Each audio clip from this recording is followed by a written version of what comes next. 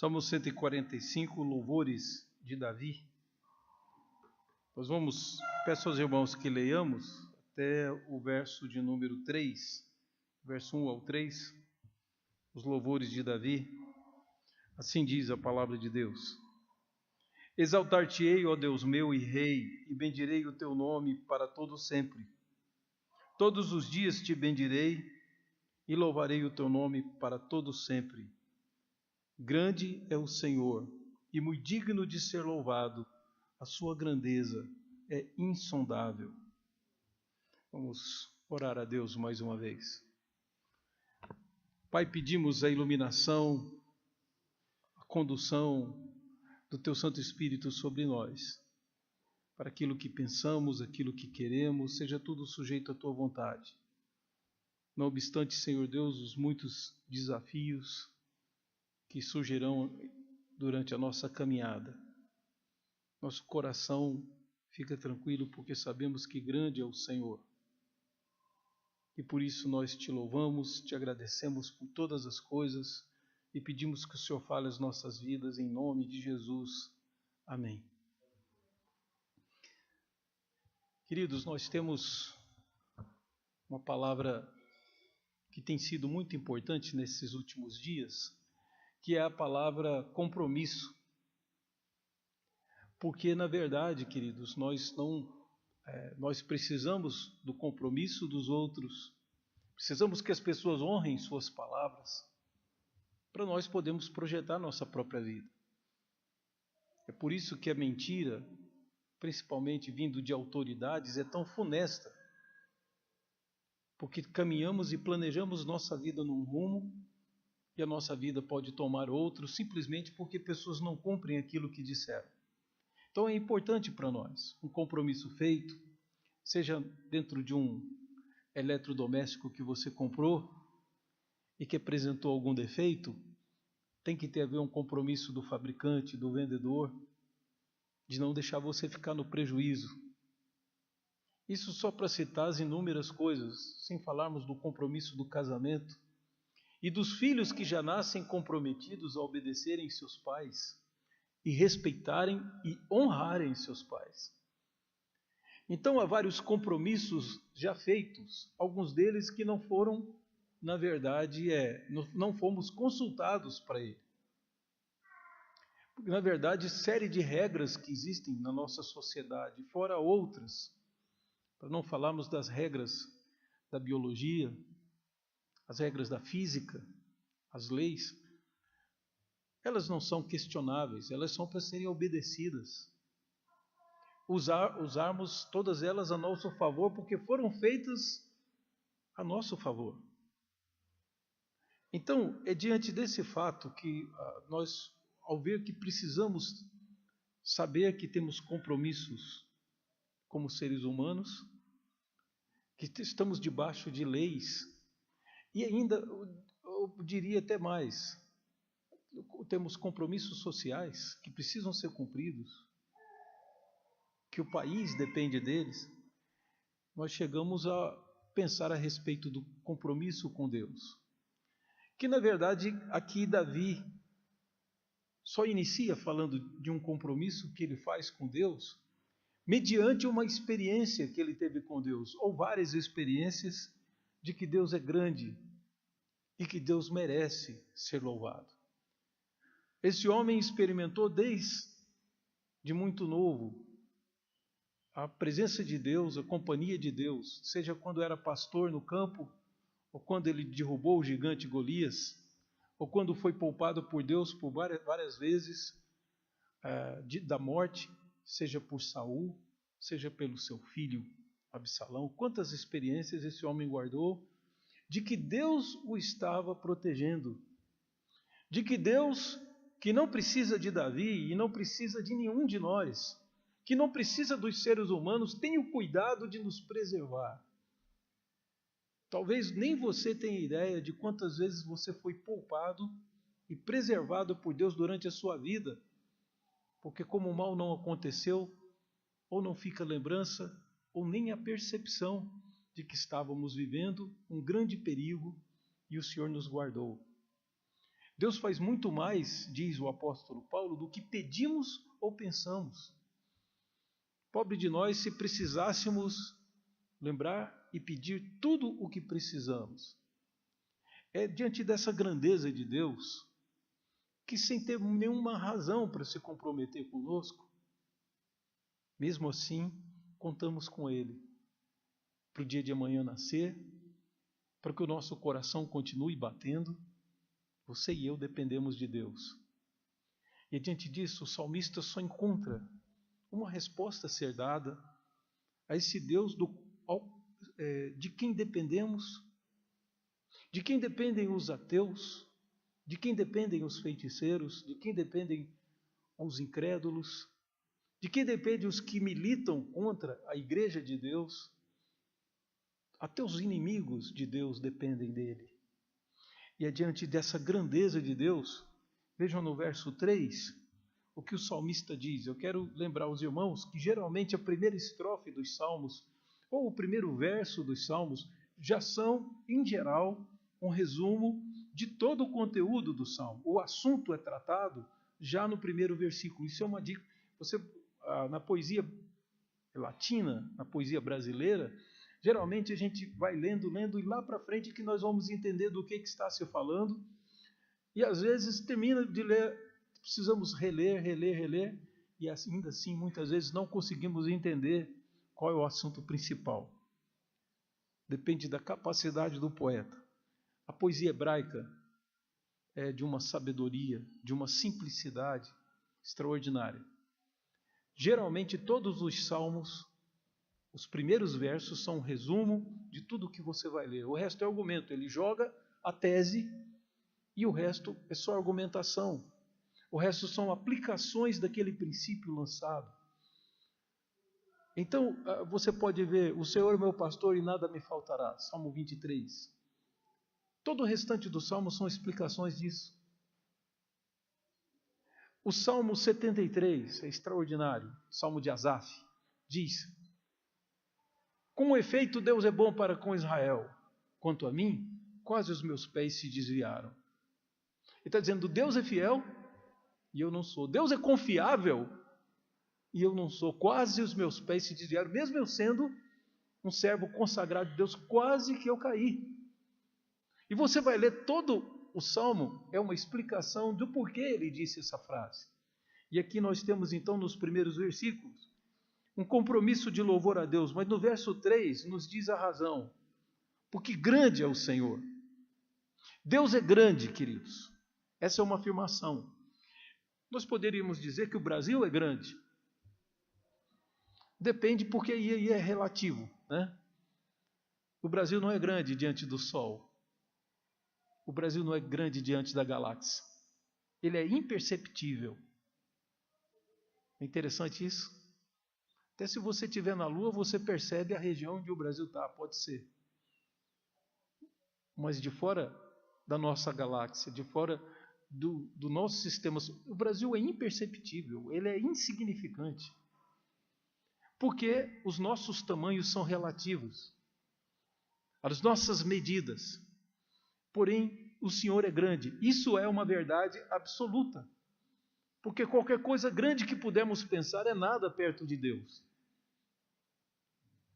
Então, esse Deus sendo tão grande, veja só que o seguinte ele diz, que ele é muito digno de ser louvado. Deus merece louvor, porque ele sendo tão grande, se você pensar no amor de Deus, ele é imenso. Se você pensar no poder de Deus, pensar na criação que Deus fez, ele é muito grande. E ele é digno de ser louvado. Ele merece ser louvado. E o verso 3 continua, a sua grandeza é insondável. A grandeza de Deus, nós somos incapazes de mensurá-la. Ela está além da nossa capacidade de medir a grandeza de Deus. Não há como medir. A sua grandeza é insondável. Nem de mente podemos chegar perto da grandeza de Deus. Qual que é a reação do poeta, do rei Davi? Ele diz, exaltar-te-ei, ó Deus meu e rei, e bendirei o teu nome para todo sempre. O compromisso que o poeta está fazendo é de exaltar esse Deus diante das pessoas, e ao mesmo tempo ele diz que vai bendizer o nome de Deus. Talvez exaltar seja uma coisa muito mais abrangente. Exaltar tem a ideia de levantar e elevar o nome de Deus diante das pessoas. E bendizer pode ser pessoal também. Bendizer, falar bem de Deus, os louvores podem ser proferidos dentro do seu quarto com a porta fechada. Aliás, isso tem um valor imprescindível. Então ele diz: eu vou exaltar o seu nome e vou bendizer o Senhor. Bendizer o Senhor, pelo que a gente vê na vida de Davi, é falar bem de Deus sozinho, como na caverna de Adulão, que escreveu o Salmo 63, Salmo extraordinário, Salmo 63, mas também louvá-lo diante das nações, fazer com que as pessoas entendam que Deus é digno de ser louvado. Então, exaltar a Deus. Há um outro nome que eu agradeço àquele escritor Tozer, que é quem aborda esse assunto com tanta propriedade. Nós ouvimos sempre falar sobre engrandecer a Deus, engrandecer o seu nome, não é isso? Como é que eu posso engrandecer o nome de Deus se a grandeza de Deus é insondável? Como que eu posso exaltar a Deus se Ele já está acima de todos? A palavra do escritor foi a seguinte: meu querido, nós não podemos alterar a grandeza de Deus. Não podemos fazer Deus ficar maior, porque Ele já é infinitamente grande. Mas perceba que eu, na verdade, não posso aumentar o tamanho do planeta Saturno, por exemplo. Eu não posso aumentar o seu tamanho. Mas aqui da Terra não dá para vê-lo. Aí eu pego um telescópio, aí eu consigo vê-lo. Bom, aí sim. Isso significa engrandecer. Porque os homens têm um conceito de Deus, que é um conceito, queridos, que eu vou dizer para vocês completamente inadequado. Homens vivem como se Deus fosse insignificante, irrelevante.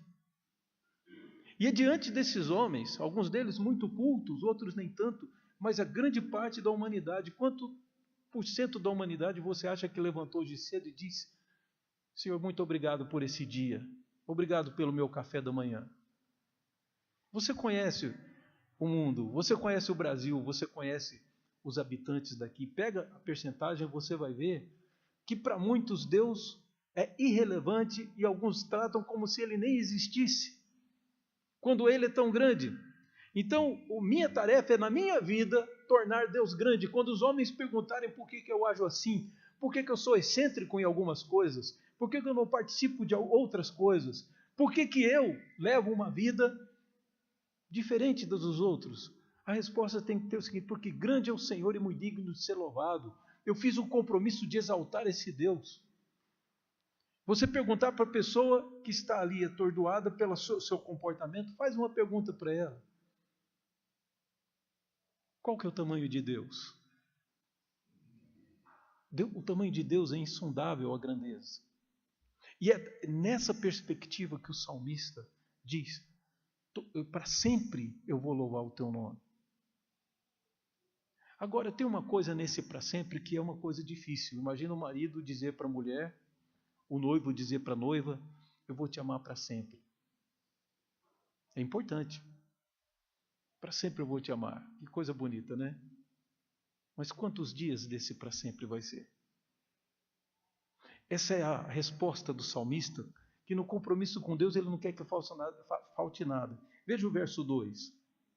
Todos os dias te bendirei e louvarei o teu nome para todo sempre. Significa que se ele tivesse ainda 20 anos de vida pela frente, cada dia desses 20 anos, ele bendiria o nome do Senhor.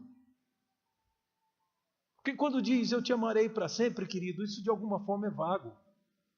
Aqui quando diz eu te amarei para sempre, cada dia do resto da minha vida, eu bendirei o teu nome, o salmista está assumindo o compromisso de bendizer a Deus cada dia da sua vida, enquanto ele viver. e para todo sempre. Enquanto houvesse vida em Davi, bendiria o seu nome. O compromisso cristão tem que ser esse, queridos, porque o Senhor é muito digno de ser louvado. Ele é grande e a sua grandeza é insondável. É diante dessa perspectiva que eu não posso entender outra coisa. Todos os dias, todas as semanas, todas as horas. É interessante como a Bíblia insiste nisso, né? Que aquele que tem prazer na lei do Senhor e medita ou recita, murmura essa lei, dia e noite. É como uma árvore plantada junto a ribeiros de água. Nós temos no livro dos Tessalonicenses, a carta aos Tessalonicenses, a exortação de Paulo, orai sem cessar. Não é isso?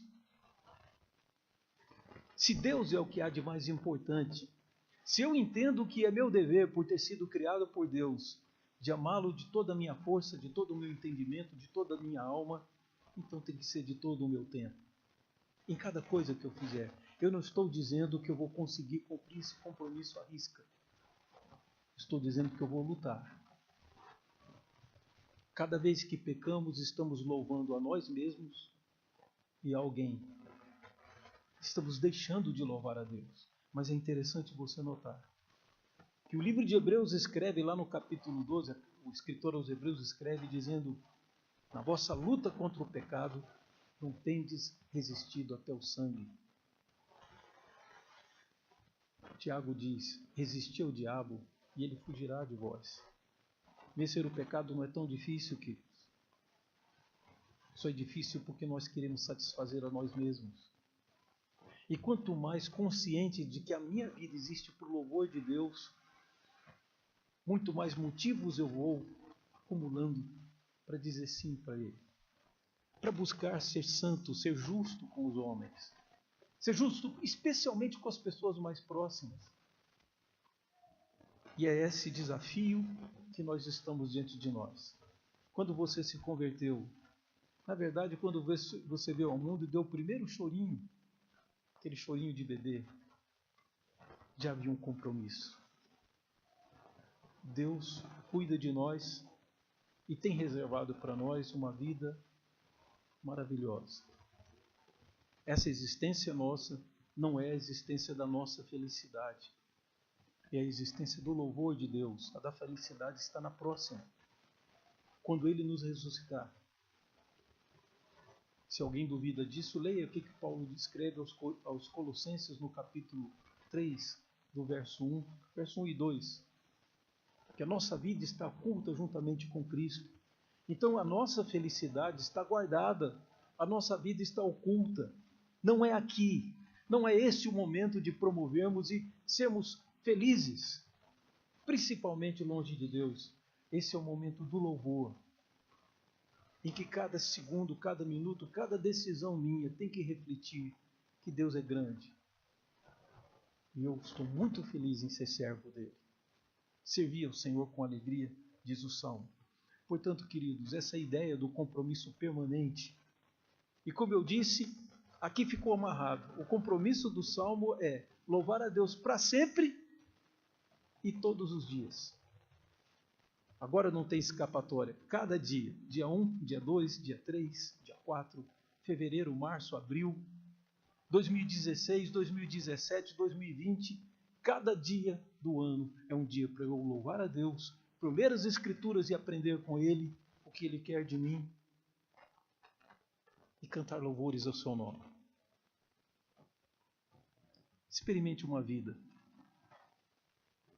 Eu me lembro, e eu quero dizer só aos irmãos, para a gente encerrar, contar aos irmãos que o apóstolo Paulo, se você queixa-se da sua vida, aquele homem íntegro, homem correto, estava preso. Enquanto tanta gente ruim estava solta, o apóstolo Paulo estava preso junto com Silas, na cidade de Filipos, só porque ele libertou uma moça que estava possuída por um espírito maligno, e por isso adivinhava e dava lucro aos seus senhores. Veja se esse é o motivo. E o apóstolo Paulo apanhou surra de chicote, suas costas estavam marcadas, tanto que mais tarde foi feito curativos nessas feridas. Ele e Silas Podíamos pensar que talvez ele estivesse dizendo: Senhor, eu vou abandonar essa obra. Eu vou empregar o teu evangelho, eu expulso o demônio. Aí, em represália, Satanás usa as autoridades para me dar uma retaliação. E o Senhor, onde está o Senhor? Que não acode o teu missionário. Nunca saiu isso da boca de Paulo. Paulo entendia que Deus estava sob o controle e que todas as coisas cooperam para o bem dos que amam a Deus. Essa frase é dele. Então ele, acorrentado num tronco no meio da prisão, cantou louvores a Deus até a meia-noite. Como diz o salmista, todos os dias, todas as horas, não há nada para se fazer. Você é acorrentado numa cadeia, vai ficar pensando o quê? Paulo aproveitou bem o seu tempo e foi cantando louvores. Os outros presos ouviam, já era meia-noite. Lembrem-se que não havia energia elétrica, portanto, as pessoas dormiam lá pelas 6, 7 horas da noite. E já eram 12 horas. O apóstolo Paulo cantou até meia-noite, ele e Silas. E aí eu costumo dizer que eles deviam ser até bastante afinados, porque o carcereiro dormiu com eles cantando, né? Acalentado pela música. E quando foi meia-noite, a cadeia tremeu. As portas se abriram, as cadeias se soltaram com o terremoto. E o apóstolo Paulo podia ter fugido. Mas ele sabia que aquele carcereiro ia responder com a sua vida pela fuga dos prisioneiros. Paulo espera, fala de Jesus, aquele homem que faz curativos nos seus ferimentos, e ele e toda a sua casa são batizados. E dali nasce a excelente, a maravilhosa igreja dos Filipenses. É um dos bons exemplos que a igreja deve seguir. Quero então, queridos, que nós olhemos nesse aspecto, que nós não entendemos o desenvolvimento das coisas. E não podemos, por isso, julgar a Deus. Nós estamos num lugar de juízo. O juiz é Ele. Então, o que devemos fazer? Louvá-lo. Nós entenderemos a tribulação que passamos quando chegar o momento. E você vai ver mais uma vez que Deus foi fiel, maravilhoso e grandioso. O dia que o meu irmão, 2 anos mais novo que eu, pastor hoje, perdeu sua esposa. Sua esposa tinha 20 anos de idade e eles estavam completando 2 anos de casado e ela faleceu do parto de gêmeos. E eu vi as pessoas só cantando louvores, falando da ressurreição e tudo, acho que tentando alegrá-lo. E meu irmão quieto lá na frente, ele era seminarista ainda. E quando deram a palavra para ele, foi a última palavra. Foi a única pessoa que não falou de ressurreição, ele falou da morte. Meu irmão só disse essa frase, falou assim: hoje Deus virou uma página muito dura na minha vida. E as lágrimas nos meus olhos não me deixam ler o que está escrito nelas. Mas um dia essas lágrimas secarão, Deus vai enxugá-las. E eu sei que o que eu vou ler nessa página é uma declaração de amor de Deus por mim. Essa que tem que ser a sua confiança, querido. Deus te ama. A sua grandeza é insondável. É por isso que nós não conseguimos ver o quanto Ele é grande. Mas venha, vamos louvar a Deus todo dia. É para isso que nós existimos como igreja. Se o mundo não vai reconhecer a grandeza dele, problema do mundo. Nós viveremos para testemunhar a grandeza de Deus, os nossos atos, nossas escolhas, a nossa rotina de louvores e elogios, engrandecendo o nosso Deus. Vamos orar ao Senhor?